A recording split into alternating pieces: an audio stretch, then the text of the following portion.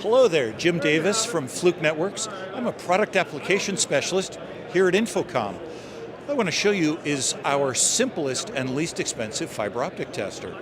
This is called the FiberLert, and the FiberLert solves a very simple problem that people have when they're plugging in their fiber, and that is that the polarity is reversed.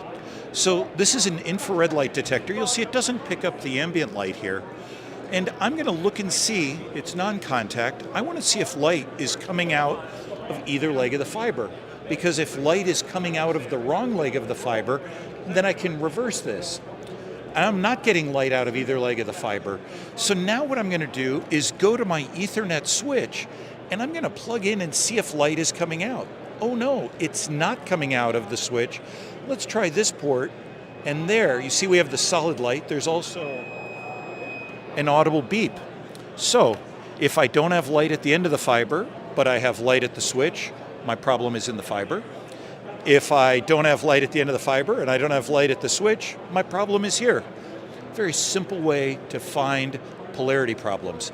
Again, I'm Jim Davis with Fluke Networks, and you can look up the FiberLert at flukenetworks.com. Thanks for watching.